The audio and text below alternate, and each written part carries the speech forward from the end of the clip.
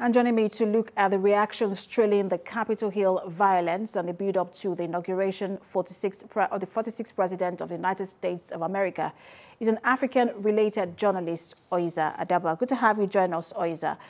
Now, let's begin with the fact that President Trump hasn't really said anything apart from the initial statement he made about the siege at the Capitol Hill. He hasn't really said anything until now. What do you make of this? Thank you again for having me. With everything that is going on in the U.S., we see and notice very visibly that, again, the president has said nothing. And reasons being, of course, his ban off Twitter and all of the other social media. I'm sure he would have had, a few things to say by now had those bans not been in place. So that direct access to the people, somewhat had been cut off.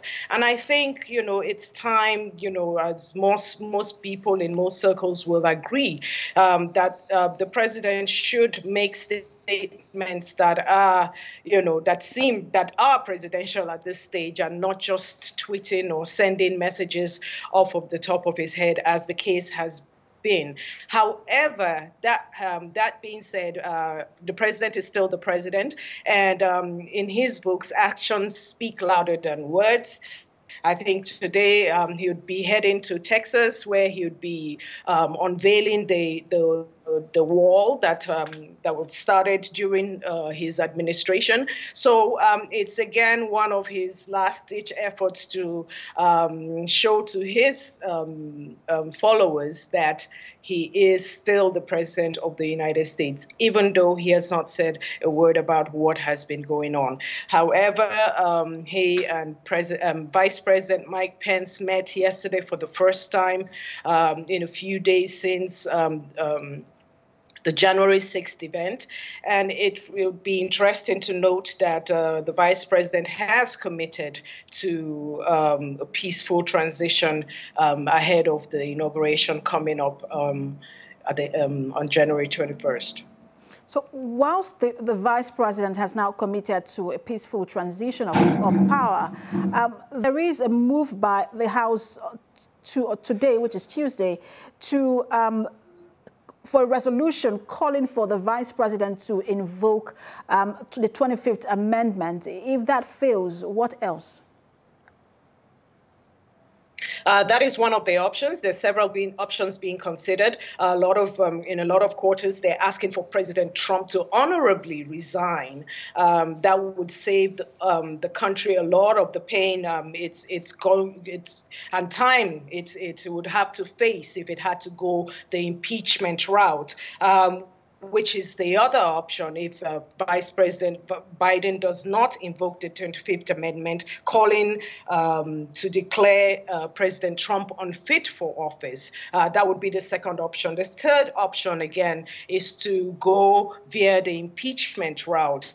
And again, that is calling House Speaker Nancy Pelosi wants to invoke the 14th Amendment, which basically says that bars office holders from engaging in insurrections and rebellions. So in view of all these, there are different options that could happen. Again, the time period is so short before the inauguration to see any of these come to play. And we also know that President-elect Joe Biden has also called on the House to balance this out, because you don't want to see so much focus on this while it is of national importance.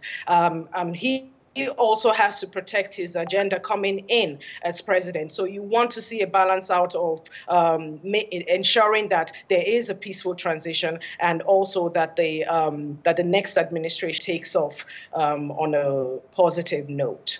I want to get to the security threats that are now being unveiled by the FBI. But I also want to ask you about the comment from the House lawmaker, the Republican representative Tom Reed.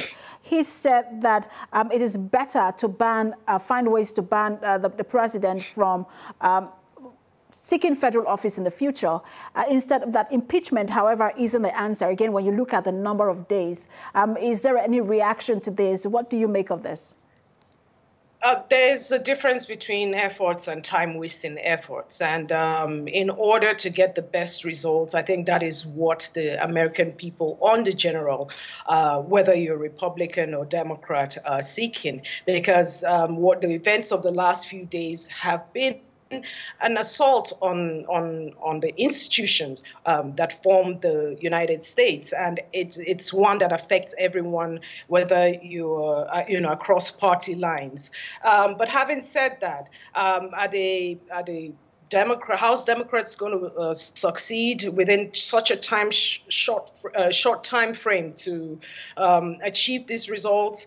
It's left to be seen. I think also all the options are being thrown open because it is in America's national interest and global interests right now that they see President Trump either steps down or Vice President Pence impose the 25th Amendment. So there are also now reports that there might be some sort of violence or protest at the capital of the 50 states and the Washington, D.C. And we're hearing now that security has been expanded for the inauguration. Talk to us about the security plans right now for the inauguration and for Biden, as well as maybe someone like Nancy Pelosi, because she was almost attacked at the Capitol. Absolutely. I think what the threats that we saw coming in, they said it happened in broad daylight, and, it was an open plan. Yet some of the security agencies have been heavily criticized for their approach. Even having seen all of these being unraveled by their social media. However, the FBI has been very busy, and other state enforcement agencies, the Department of Justice, they've been extremely busy in the last few in the past week, just trying to identify some of these perpetrators that stormed the Capitol, and also to ensure that the inaugural process, or the inauguration itself, is secure. As the report says, some of these measures that should start a week to the inauguration have already started.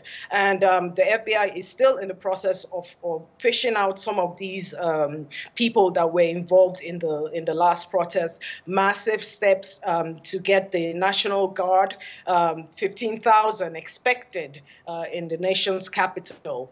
And not to forget that while focus is on Washington, D.C., state capitals also are stepping up security in their vicinities, because a lot of these insurrections have been known to be, they have pockets in different parts of the country. So the efforts for security, again, is doubled, if not tripled at this point, knowing that the world is watching the U.S. at this point. This is the seat of democracy. This is the U.S. preaches democracy to the rest of the world. So for this to occur on its land, it definitely, in some quarters, has been described as an assault on the democratic process.